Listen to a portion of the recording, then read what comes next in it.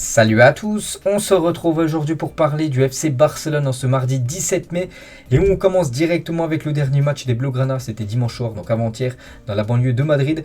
Le Barça se déplaçait du côté de Getafe, score final 0-0, donc le match restera pas dans les mémoires, il s'est passé très peu de choses dans cette rencontre, on peut voir les stats de la partie, seulement 14 tirs si on combine les tirs de Getafe plus ceux du Barça. Le Barça c'est seulement 5 tirs dans le match, dont une frappe cadrée, donc voilà, le Barça a montré très peu de choses lors de cette rencontre.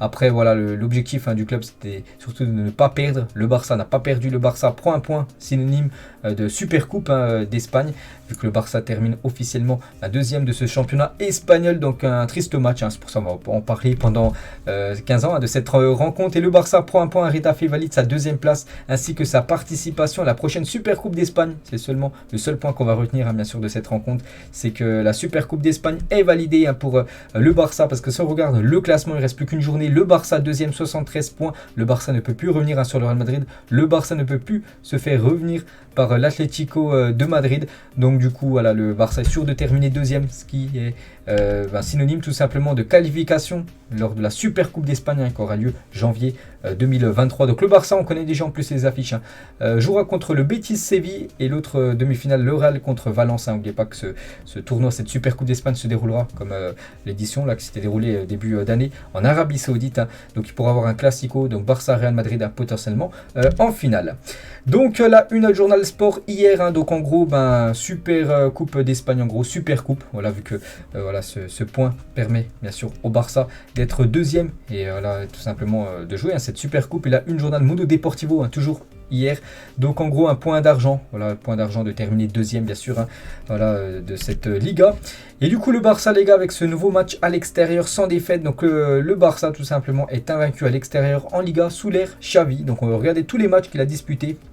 Voilà, Xavi en étant coach de cette équipe du FC Barcelone à l'extérieur, et c'est un énorme bilan parce qu'il n'y a aucune défaite. Il y a combien? Il y a 1, 2, 3, 4, 5 matchs nuls et le reste c'est que des victoires, 0 défaite. Il y a quand même des énormes victoires, on voit ce 4-0 obtenu du côté du leader, du côté du Real Madrid, cette belle victoire aussi, 4-1 du côté de Valence, ou je sais pas, par exemple une belle victoire obtenue du côté de Villarreal, le dernier adversaire du FC Barcelone pour cette fin de saison, une victoire 3-1.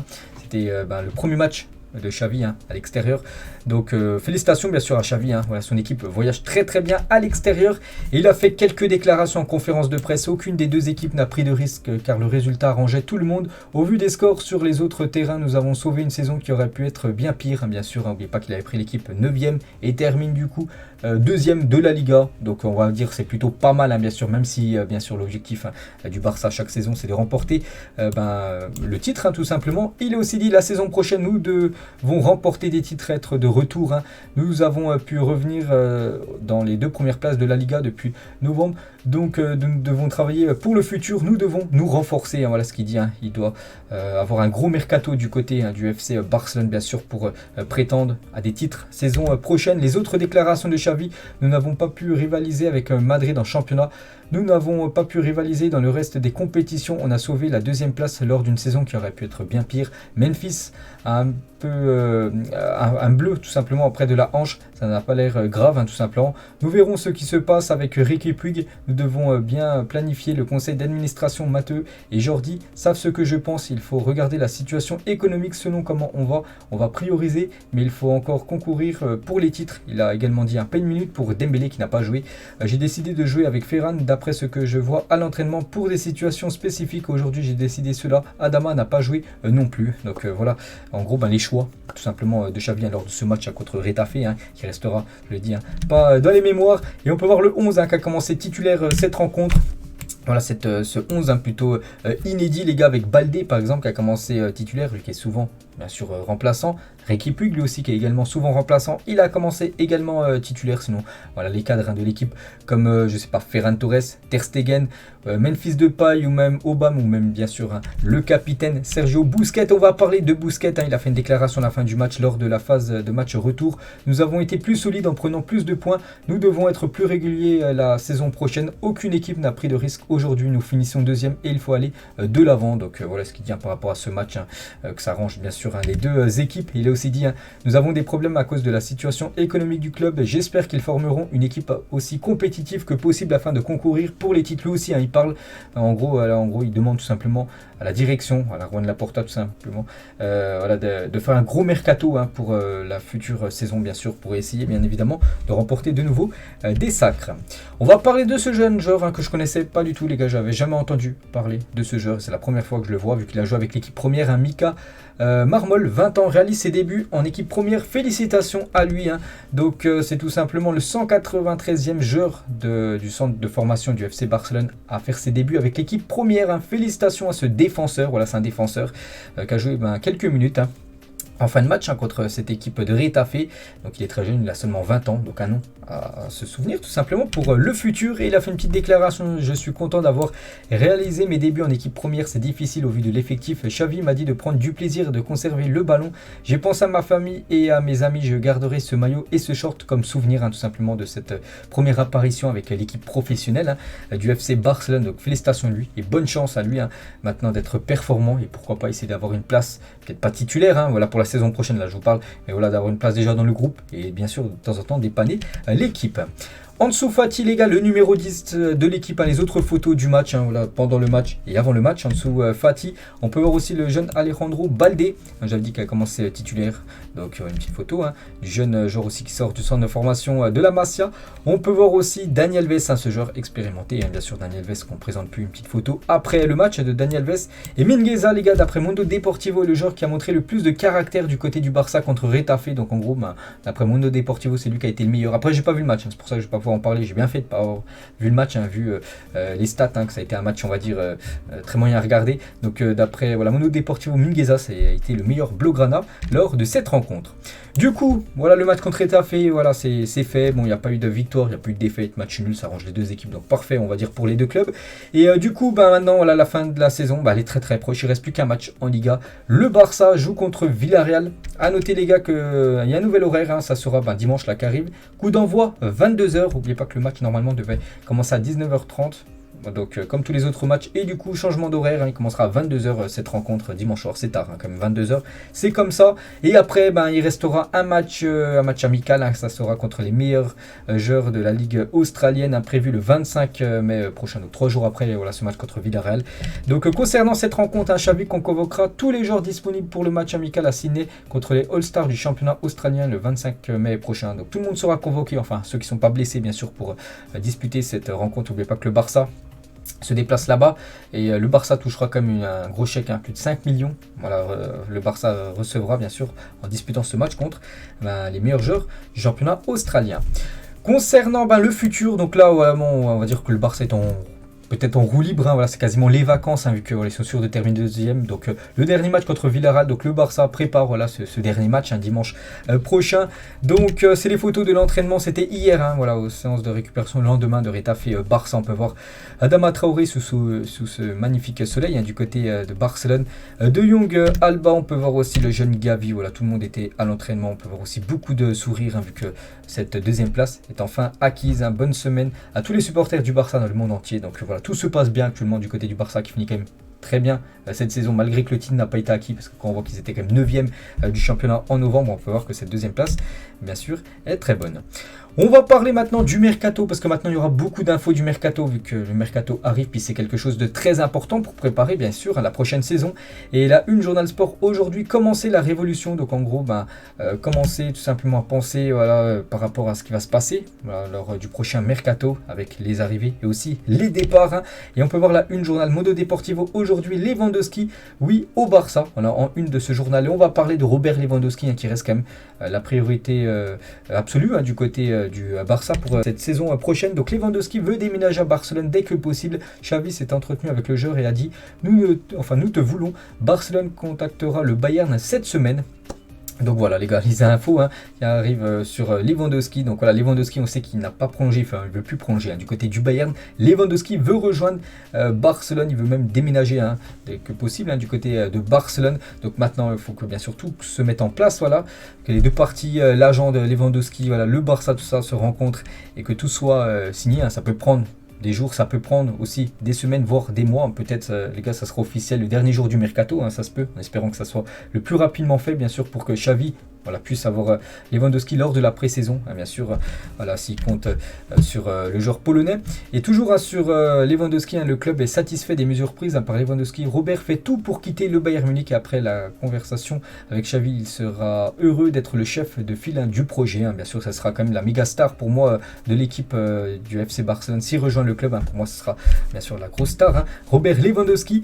Et attention les gars, l'équipe de Chelsea, parce que Thomas Tuchel, hein, le coach allemand de Chelsea, admire Lewandowski et a demandé à ses dirigeants de Chelsea de surveiller sa situation. Si les négociations avec le Barça prennent trop de temps, les Blues dégaineront en proposant un contrat à l'attaquant du Bayern Munich. Donc attention à cette équipe de Chelsea, mais bien sûr le Barça a largement une longueur d'avance, hein, par rapport à Chelsea, parce que la signature de Lewandowski à Chelsea est impossible. Hein. Le joueur veut Barcelone, voilà, priorité absolue, c'est Barcelone. Vraiment, si ça serait un échec total, là, il pourrait peut-être aller du côté de Chelsea. Et vraiment, voilà, il veut absolument rejoindre l'Espagne. Hein. Robert Lewandowski, ça c'est bien sûr une énorme et très bonne nouvelle. Hein. On continue les gars avec les autres infos mercato. Donc toujours avec Chelsea, Thomas Tuchel, un coach de Chelsea, confirme le départ d'Andreas Christensen au FC Barcelone. Hein. On sait que c'est fait depuis pas mal de temps. L'officialisation sera faite à la fin de la saison. Donc l'accord a été conclu il y a plusieurs semaines d'après Fabrizio Romano. Donc voilà, dès que la saison sera finie les gars, ça sera officiel, hein, concernant Christensen.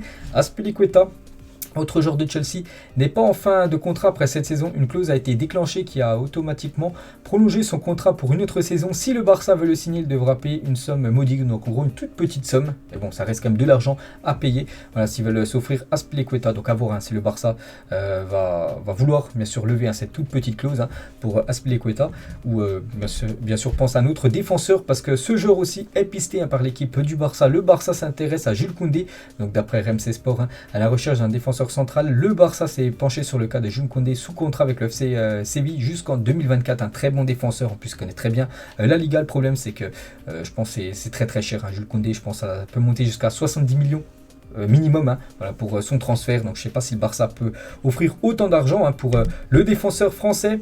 On va parler de Luis Suarez, hein. Luis Suarez les gars a disputé son dernier match avec l'Atlético, c'était avant-hier, hein.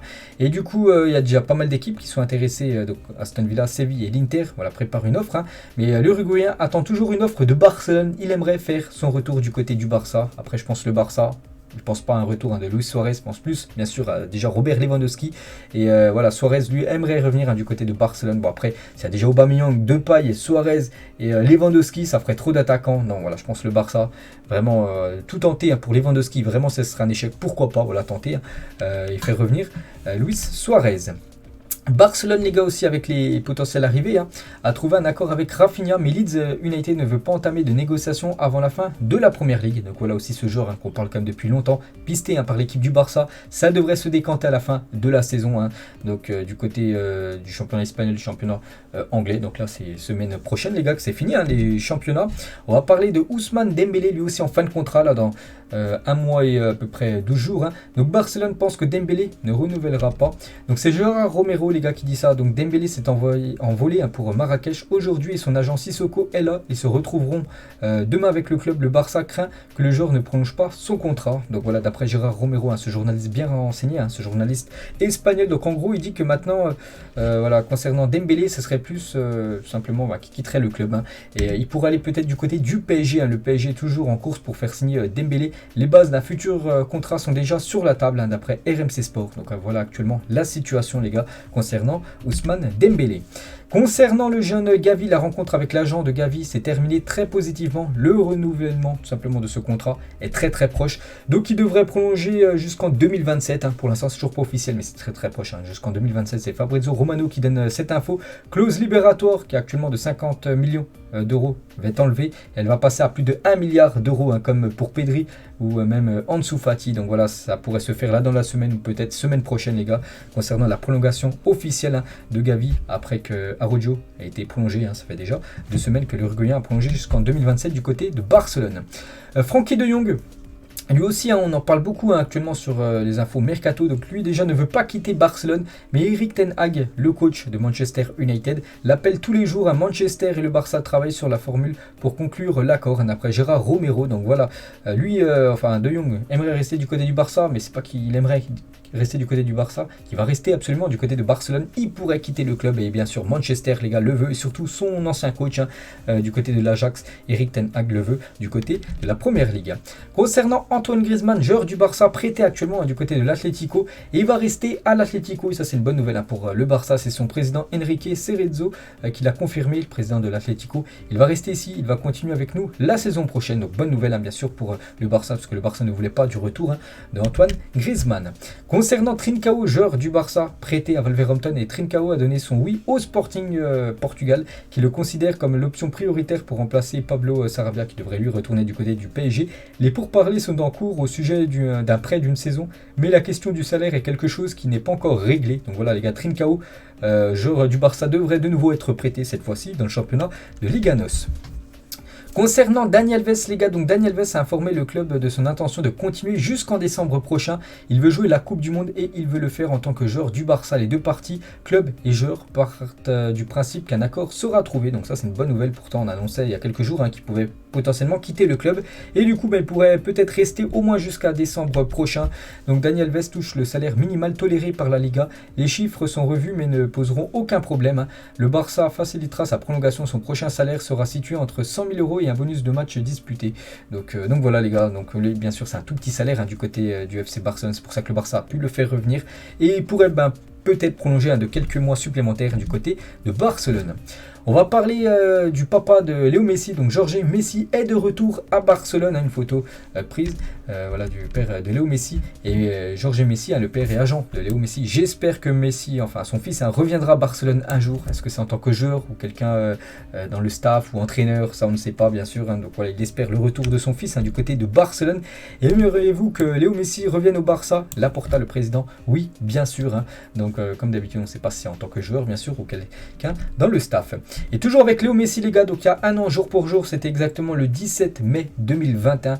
Donc Messi a marqué et joué son dernier match à Barcelone. Voilà, c'était il y a un an jour pour jour, c'était son dernier match et dernier but inscrit du côté du FC Barcelone avant de quitter le club quelques semaines après pour rejoindre l'équipe du Paris Saint-Germain. On revient cette fois-ci jour pour jour aussi, c'était un 17 mai, le 17 mai 2006 et c'était une bonne nouvelle pour le Barça parce que le Barça jouait une finale de Ligue des Champions au Stade de France contre Arsenal et victoire 2-1 des Blaugrana. C'était la deuxième Ligue des Champions remportée dans l'histoire du club. 16 ans après, donc retour d'une finale de Ligue des Champions au Stade de France. Donc là, ce sera le Real Madrid contre Liverpool dans à peu près, dans 11 jours exactement. Bref, donc pour revenir sur cette finale de 2006 remportée par le Barça, quelques photos bien sûr où Thierry Henry qui avait joué du côté du Barça quelques années après les gars. Donc il n'avait pas réussi à remporter bien sûr ce trophée qui était plutôt dans les mains des joueurs du FC Barcelone. On peut voir Juli, on peut voir aussi même la légende Ronaldinho. Et toujours avec les jours pour jour, il y a un an jour pour jour, le Barça féminin remportait la première fois de son histoire la Ligue des Champions féminine vers un deuxième titre dès samedi. Parce que samedi les gars, là dans quelques jours, le Barça féminin joue sa finale de Ligue des Champions contre l'Olympique Lyonnais, cette équipe française. Donc c'est samedi, on en reparlera bien sûr d'ici là. Et on va féliciter les joueuses du FC Barcelone parce que 30 matchs de championnat, 30 victoires, le FC Barcelone féminin réussit l'impensable, 100% de matchs gagnés en championnat, c'est incroyable. Aucun faux pas, aucun match nul, aucune défaite, que des victoires. 30 matchs, 30 victoires, 159 buts marqués, 11 buts seulement encaissés, ce qui fait plus 148 au goal average. Regardez voilà ce classement, donc là c'est juste le top 5, il y a les autres équipes, mais regardez le Barça, la domination, donc 90 points pris sur 90 possibles, plus 148 au goal average, donc voilà, elles ont dominé totalement ce championnat, donc il reste bien sûr cette finale pour finir cette magnifique saison. Donc cette finale prévue samedi les gars. Donc voilà les gars ce qu'il y avait à dire aujourd'hui concernant le FC Barcelone. J'espère que ça vous a plu. On se retrouve nous demain, on parlera cette fois-ci du Real Madrid. Bonne journée à vous et à demain.